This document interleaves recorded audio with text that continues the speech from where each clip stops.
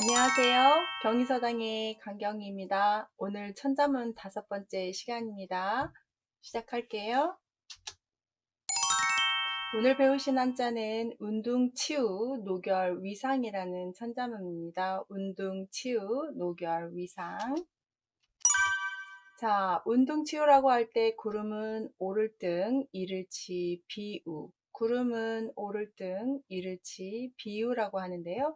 자, 구름이 올라 비가 이루게 되다라고 했습니다. 구름 자를 보시면 비우 더하기 말할 운자를 써서 아랫부분은 음을 담당하고 위에 부분은 비우, 날씨를 상징하는 한자인데요.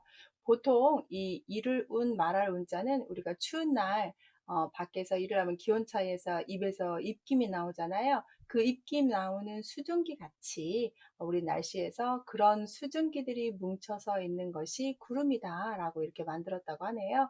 그래서 참 과학적으로 그렇게 표현하시면 좋겠고요. 그 다음 이제 오를등을 보시면 구름이 올라 할 때 이 오를등이 우리가 보통 이 오를등을 생각할 때 다른 한자가 연상이 되시지요. 그 오를등자 필발머리에 콩돼 있는 오를등자는 보통은 산을 올라간다거나 뭐 이렇게 우리가 눈에 보이는 것들이 올라갈 때 쓰는 표현이라면 이 오를등자는 눈에 보이지 않는 거 할 때 약간 쓰게 되는데요. 뭐 주가가 등락하였다 이런 식으로 쓴다든지 그래서 눈에 보이지 않는 좀 약간 형이 상학적인 그런 표현할 때 쓰는 경향으로 보시면 좋겠습니다. 그래서 이 오를 등자는 좀 파자를 하게 되면 나짐자에다가 말말을 쓰게 되는데요. 말이 내가 말 위에 올라타다 그런 것처럼 위로 뭐가 올라타서 올라가듯이 그래서 약간 뭐 정확하게 구분하진 않지만 눈에 보이지 않는 것들이 올라갈 때 표현한다고 하는데요. 여기도 보시면 구름이 올라가다인데 우리가 표현하는 필발머리야 콩두보다는 더 많이 올라가야 하늘 끝까지 가잖아요. 그래서 더 이걸 쓰지 않았나라는 생각을 하는데요. 구름이 올라가 비가 되더라 라고 했습니다. 구름이 올라가 비가 되다 할 때 이를 치자를 보시겠습니다. 이를 치자는 일지와 칠복자가 결합한 한자네요. 그래서 이르다라는 한자가 이르고 칠복은 때리다라고 해서 어디에 도착하게끔 더 재촉하는 한자로 보시면 좋겠습니다.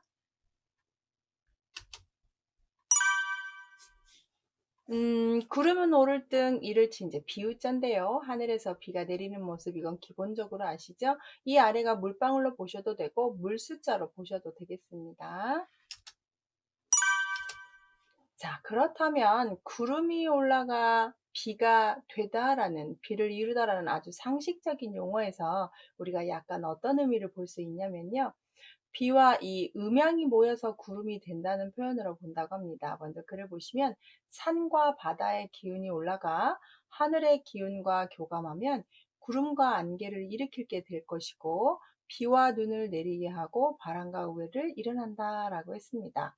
여기에 보시면 산과 바다의 기운이 올라가 하늘의 기운과 만나는 거니까 산과 바다는 육지가 되고 하늘의 기운은 위 하늘이 되기 때문에 하늘은 양을 상징하고 육지는 음을 상징합니다. 그래서 음양이 모이게 되면 구름이 된다라고 표현을 하는 글로 보시는 겁니다. 뭐 간단한 해석이긴 하지만 여기에 이런 주가 달렸다는 거. 그 다음 이슬을 보겠습니다. 자, 이슬로 맺을 결, 될 위, 설이 상자인데 얘는 원래 할 위도 되지만 여기선 될 리로 보시면 좋겠고요. 이슬로 맺을 결, 될 위, 설이 상. 이슬이 맺어서 서리가 되더라 라고 했습니다. 똑같이 오늘은 비유가 들어가는 한자들을 계속 보시는데요. 날씨하고 관계된 한자에 아래다 길로를 썼으니까 길가에 빗방울처럼 맺어져 있는 이슬을 보시면 돼요. 두 번째 맺을 결자를 한번 보시면 가늘 실명의 길할 길자인데 이 길하다라는 표현이 좋다라는 표현이기 때문에 좋은 날 결혼을 하고 맺어주고 약속을 하고 뭔가 결실을 맺고 이렇게 되더라라고 해서 길한 날 맺음이 있다, 길하게 맺음을 한다 뭐 이런 식으로 해석하면 좋겠습니다. 그 다음 자 보시면 될 위로 하셨는데 보통 할 위로 하시죠? 유래를 보시면 위에 있는 한자가 손톱조고요. 아래가 원숭이가 머리를 긁고 있는 모습이라고 많이 봅니다. 그래서 뭔가를 하고 있구나, 하고 있구나. 그럼 그렇게 하고 있으면 어떻게 되겠구나 해서 될 위도 되는데요. 문장을 좀 보시면 위할 위라는 해석으로도 되긴 하는데 그건 드문 일이니까 여기서 그냥 될 위, 할 위 두 개 정도는 확실하게 알고 계시면 좋겠고 여기는 될 위로 하셔서 이슬이 맺혀져서 이슬이 맺혀져서 서리가 되는구나로 보시는 겁니다. 자, 서리상자를 보시면 똑같이 또 날씨하고 관계된 한자를 배우시는데요. 비유에다가 아래 서로상자를 집어 넣으셔서 비가 서로 엉겨 붙었더니 수증기가 엉겨 붙었더니 빗방울이 엉겨 붙었더니 그래서 서리가 되었다. 우리 설상가상할 때 많이 보셨던 한자죠. 자, 그렇다면 이 노결위상에 대한 해석은 어떻게 되냐? 이슬이 맺혀져서 서리가 된다. 이슬이 맺혀져서 서리가 되는 건, 자, 아까 양기가 지나치면 흩어져 비와 이슬이 되고, 음기가 지나치면 엉기어 서리와 눈이 된다고 합니다. 초목이 비와 이슬을 맞고 자라고, 서리와 눈을 맞으면 시들고 떨어지는 자연현상을 오늘 배우시는 건데요. 자, 아까도 말씀드렸듯이 양기는 어디가 돼요? 저 위쪽이 되고 하늘, 음기는 땅이 되기 때문에 보통 하늘에는 비와 이슬이 있고 땅에서 이 서리와 눈이 엉겨 붙었다고 보는 거죠. 엄연히 말하면 눈도 하늘에서 내리긴 했지만 분명히 내리면서 비였는데 내리면서 눈으로 변할 수도 있는 거잖아요. 그래서 이렇게 비와 이슬은 양기 취급을 하고요. 음기로는 서리와 눈을 한다고 합니다. 오늘 배우시는 운둥치읒, 노결위상, 구름은 비가 되고 이슬이 엉켜서 서리가 된다라는 비유가 들어가는 한자도 여러 개 배우셨습니다. 구독 설정하시고 다음 천자문도 한번 기다려 보세요. 수고하셨습니다.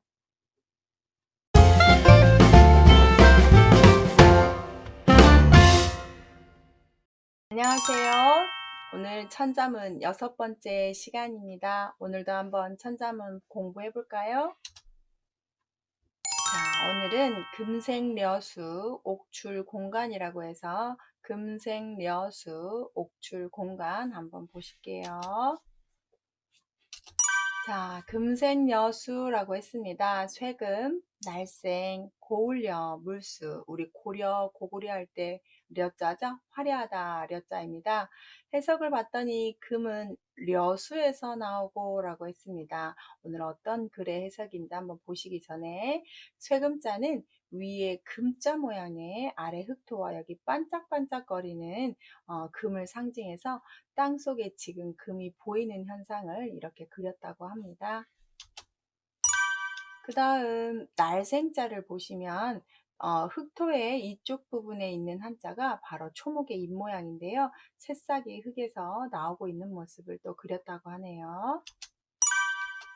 자, 그 다음 고을려자를 보시면 이 고을려자는 사슴뿔 모양이에요. 위에가 사슴뿔 모양, 그 다음 아래가 사슴녹이어서 아주 사슴뿔이 화려하고 예쁜 모양을 그린 한자입니다.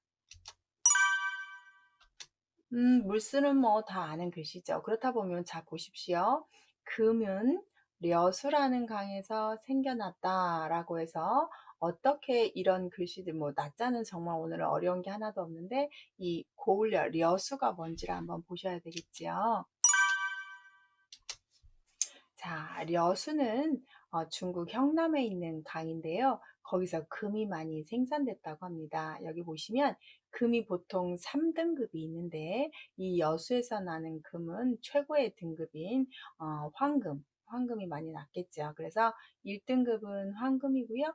2등급은 백금이고요. 3등급은 적금이어서 우리가 금 사실 때 그래서 노란 황금들을 많이 좋아하시죠. 그래서 금의 상등급이 이런 거 있다는 거 한번 알아두시고 중국 형남 지방에 있는 여수강에서 나오는 금들이 상당히 비쌌다는 거, 좋았다는 거 이거 하나 보시고요. 그 다음 구수록자. 자, 옥출곤강입니다. 옥은 어디에서 나왔어요? 곤강에서 나왔는데요. 구수록자도 보시면 구슬을 깨워놓는 모습인데 거기에다 구슬 모양이라는 이 점을 이렇게 상징을 하는 겁니다. 그래서 점만 붙여서 임금왕하고 구분을 한 글씨고요. 날출자도 보시면 보통 매산이 두 개 있는 줄 아는데 그런 한자가 아니에요. 입 벌릴 감은 땅이 입을 벌리다 라고 그림을 그렸어야 땅이고요. 위에다가 이렇게 싹이 난 모습의 한자를 써서 쌍날처를 그려서 땅이 입을 벌리는 것처럼 거기서 싹이 나오더라 해서 나오다 출자가 되겠습니다. 그렇기 때문에 매산하고 관계된 한자가 아니라는 걸 꼭 유념해서 아셨으면 좋겠네요. 그 다음 여기 묘곤이라고 해서 산 이름 곤이라고도 하는데요. 당연히 산이 들어가고 아래다가 맞곤 첫 번째 곤이라 해서 산 중에서 제일 큰 곤륜산의 곤자입니다. 그러니까 맞이 1등이다. 제일 높다. 이렇게 보는 거죠. 그 다음 한자를 보시면 뇌강인데 똑같이 뇌이긴 한데 위에 있는 한자는 그물망의 변형이고요. 아래다 매산을 써서 매산은 뜻을 주고 그물망의 발음이 강 발음으로 변한 형성자가 되겠습니다. 그래서 곤강은 산 이름이 되는데요. 자, 그러면 해석을 좀 보시면 구수록, 날출, 매산, 매강이니까 옥이 곤강에서 나온다라고 했습니다. 곤강은 또 어디 있냐? 곤륜산을 뜻하는 말인데요. 여기에서 대단한 옥이 나옵니다. 우리가 흔히 아는 화씨지벽이라고 하는 고사성어 이야기가 여기서 나오는데요. 초나라 화씨가 옥돌 원석을 발견을 해서 초나라 왕 여왕에게 바쳤는데요. 옥이 아니라 돌이다 라고 해서 거짓말했다고 해서 두 번이나 왼쪽 다리 오른쪽 발을 다 잘라 사흘 밤낮을 울었다고 합니다. 이 소식을 들은 문왕이 듣고 그 원석을 다듬어 천하에 둘도 없는 보물이라고 인정을 해주게 되는데요. 나중에 이 소식을 들은 진나라 왕이 그 옥을 많이 탐내서 성과 바꿔준다고 했는데 그 성하고 바꿔준다고 옥을 보자마자 또 옥을 빼앗아 가는데 그것을 그대로 가지고 돌아왔다고 해서 완벽이라는 고사성어에 나오는 그 옥이입니다. 나중에 진나라 왕이 그 이사가 이 옥에다가 글씨를 새겨서 옥새로 삼았다고 합니다. 그래서 그때 나왔던 이 옥이 바로 여기에서 말하는 곤륜산에서 만든 옥이 되겠습니다. 그래서 옥은 곤륜산에서 나온 옥이 최고로 좋고 아까 말씀드린 것처럼 자 정리를 하면 자 금은 여수에서 나온 금이 최상 등급이고 옥은 공강에서 나온 것이 최고다라고 하는 천자문 글귀를 배우셨습니다. 천자문을 낮자낮자 배우는 것보다 이렇게 배우고 난 다음에 의미 아시니까 좋죠? 구독 버튼 누르시면 또 다른 천자문 한번 받아보실 수 있습니다. 수고하셨습니다.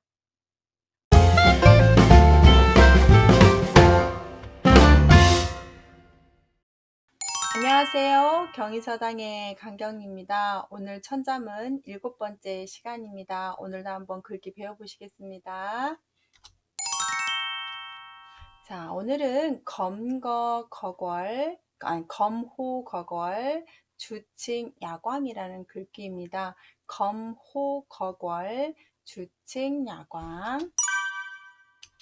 자, 칼검, 이름호, 부를호, 클거, 대궐궐이라고 해서 칼은 거궐검은 여기서 거궐검을 뜻합니다. 그래서 거궐검을 이름이 났다. 칼 중에서 제일 유명한 것은 거궐검이다 라는 뜻입니다. 먼저 칼검을 보시면 앞에 있는 한자가 다첨이 첨 발음이 검이 되고 칼도자의 변형자죠. 칼도는 오른쪽에 오면 이렇게 변형을 쓰니까요. 그래서 칼검. 여기서 약간 설명을 좀 하면 이 칼 검자와 우리가 흔히 아는 칼 도자는 차이가 있는데요. 칼 검은 양날의 칼이에요. 그러니까 양쪽 날이 다 칼이고요.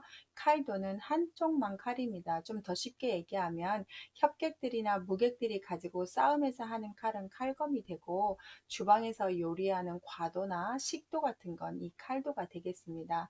약간 차이를 아시겠죠? 그래서 구분을 해서 쓰고요. 이름 호자는 앞에 있는 한자가 부를 호라고 하는 발음을 정확히 줄고 뒤에 호랑이를 썼으니까 똑같이 호발음이긴 하는데요. 이름을 부를 때 큰 소리로 호랑이가 부르짖듯이 짖다라는 표현으로 보시는 한자입니다. 그래서 부르짖을 호, 범호 이렇게 보시고요. 자, 클 거자는 큰 자 모양인데 이쪽 부분이 손이에요, 손. 그래서 손잡이 모양이 있는 큰 자입니다. 저는 이 클 거 볼 때마다 생각나는 게 학창 시절에 선생님들, 수학 선생님이나 과학 선생님들이 칠판에서 썼던 그 자가 좀 생각이 나요. 손잡이 컸던 그 자, 그거 생각하시면 되고요. 대궐걸자는 문문에다가 아랫부분에 숨철거리라는 벌 발음을 써서 아주 큰 집을 왔다 갔다 하다 보니까 숨이 차다, 아주 바쁘다, 숨이 호되게 쉬어지다, 뭐 이런 식으로 해서 아마 궁궐이 커서 숨이 차다가 제일 편하게 해석이 되실 건데요. 대궐걸자로 궁궐할 때 쓰는 한자니까 알아두시고요. 자, 그러면 해석을 보시면 칼검의 이름 오니까 칼 중에서 거걸검이 제일 이름 났다고 했죠? 월나라 왕 구천이 보물스러운 칼을 6자루를 갖고 있었는데요. 그 중에서 오구라는 칼, 잡노라는 칼, 간장이라는 칼, 막사라는 칼, 어장이라는 칼, 거걸이라는 칼을 가지고 있었다고 합니다. 그 중에서 하나가 바로 거걸이라는 칼인데요. 이렇게 뭐 엄청나게 보석으로 장식되고 귀한 칼이라고 보시면 좋겠습니다. 그래서 칼 중에서 최고로 이름난 거걸검인데 아마 6개 중에서도 제일 뛰어났던 모양이에요. 그래서 여기 천자문에 등장을 합니다. 두 번째 이제 구술주 일컬을증 밤야 빛광이니까 구술은 야광이 제일 이라고 일컬어진다, 칭찬받고 있다인데 우리가 표현하는 밤에 빛나는 야광 생각하시면 좋은데 여기서 그렇게 되는 구슬 주자예요. 한번 보실게요. 앞에 있는 한자는 왕자가 아니라 구슬옥자의 변형이고요. 뒤에 있는 한자는 구슬 붉을주 써서 발음을 하고 있는 구슬주. 이름자에 주자 들어가신 분들 많이 쓰죠. 그 다음 일컬을 칭자를 보시면 좀 어려운데요. 앞에 있는 한자가 벼하고 뒤에는 손으로 물건을 드는 모습이어서 이 윗부분에 손톱조차 보이시고 여기는 뭔가 물건을 들어있는 저울 때 저울 모양으로 보시면 좋겠습니다. 그래서 벼를 들어 올렸다. 그래서 그 무게에 대해서 일컬어 주었다, 말해 주었다 라는 뜻입니다. 어렸을 때 아버지가 농사를 지으면서 저울질을 하는데 저울추를 이렇게 반대편에 놓고 고리에다가 물건을 짚어서 하는 저울질하는 모습을 많이 봤어요.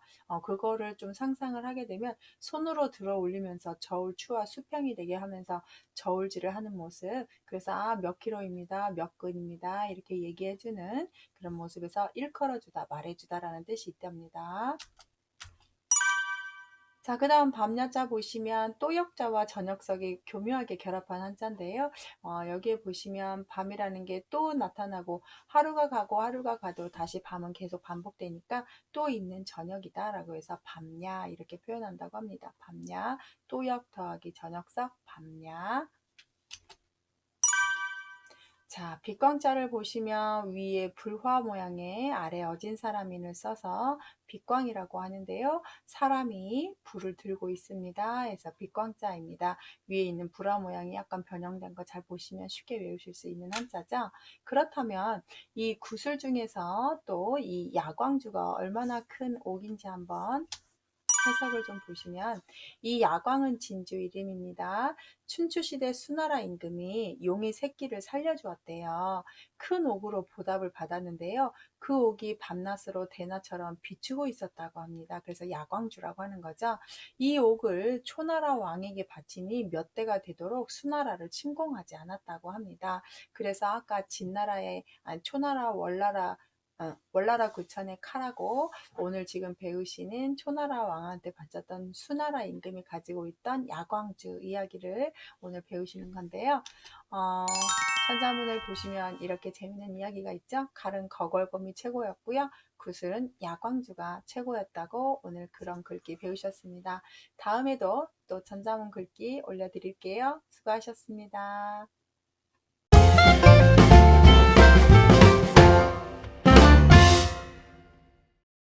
안녕하세요. 경희서당의 강경희입니다. 오늘 천자문 8번째 시간입니다. 한번 천자문 공부해 볼까요?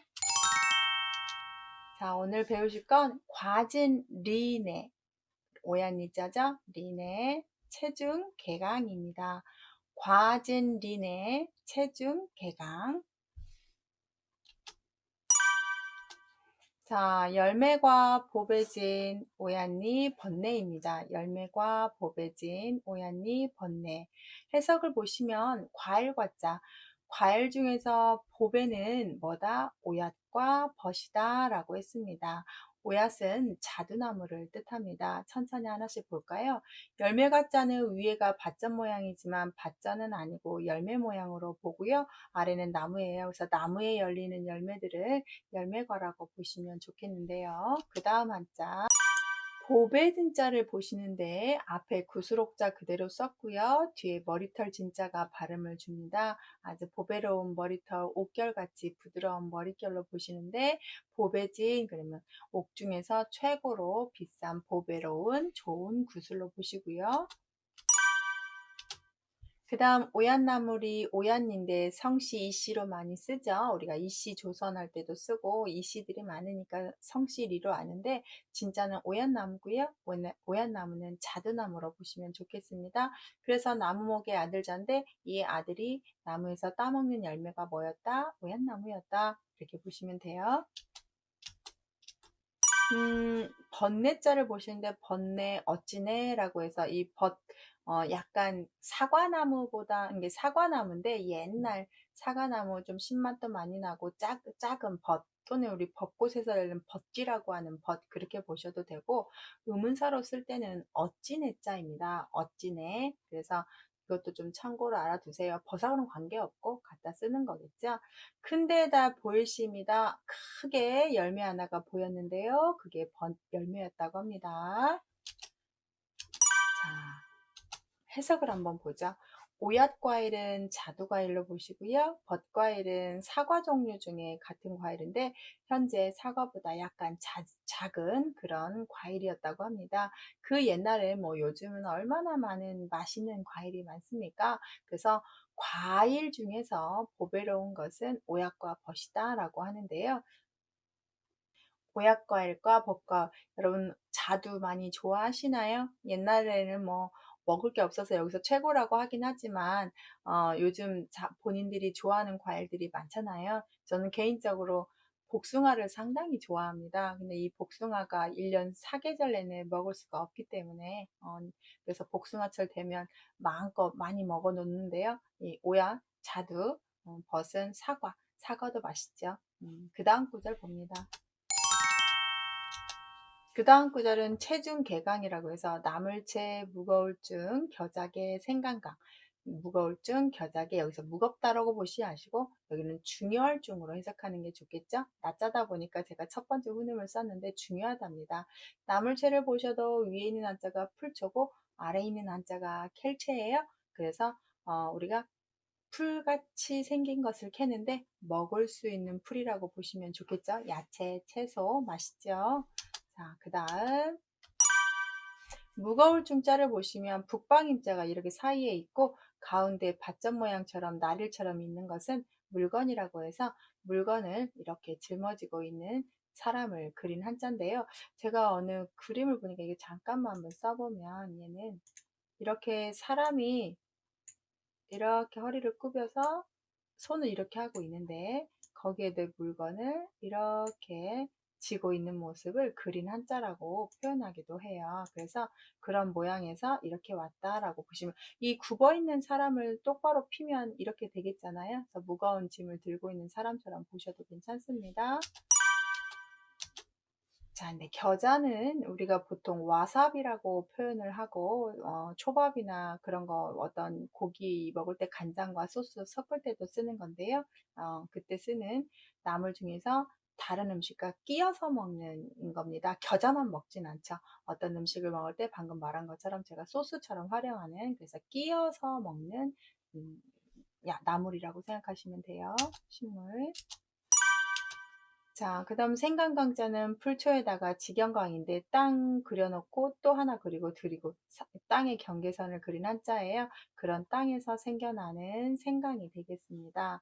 그러면 자, 나물 중에서 겨자와 생강이 최고인데 왜 그러냐? 겨자는 매워서 분말로 만들어 향료나 약재로 쓰는 거였고요. 위를 따뜻하게 해주고 기운을 운행시켜 줍니다. 생강도 똑같이 맵고 이런 열을 나게 하는 거여서 정신을 깨워주고 더러운 냄새를 제거하기도 하죠. 저희 그 아버지도 가끔씩 생강을 말린 편강, 생강 편강을 좀 입냄새 제거하신다고 드시고 몸에도 좋다고 드시기도 하는데요. 이렇게 냄새 제거가 탁월하기 때문에 그렇기도 하죠. 겨자와 생강은 다 따뜻한 성분이 있는 몸을 열을 해줄 수 있는 거여서 겨울에 많이 드시면 좋겠죠. 몸이 차가운 분들이 드시면 생강 같은 경우도 차를 끓여서도 많이 드시죠. 그래서 이런 야채 종류에서 겨자와 생강은 최고로 약초도 되고 먹으면 참 좋은 것들이다 라고 구절을 한번 했고요. 자, 열매 중에서는 오약과 능금이 최고고 나물 중에서는 겨자와 생강이 최고다라는 구절 배우셨습니다. 오늘도 천자문 많이 배우셨고 낮자도 배우시고 해석도 배우셨습니다. 다음에 또 올려드릴게요. 수고하셨습니다.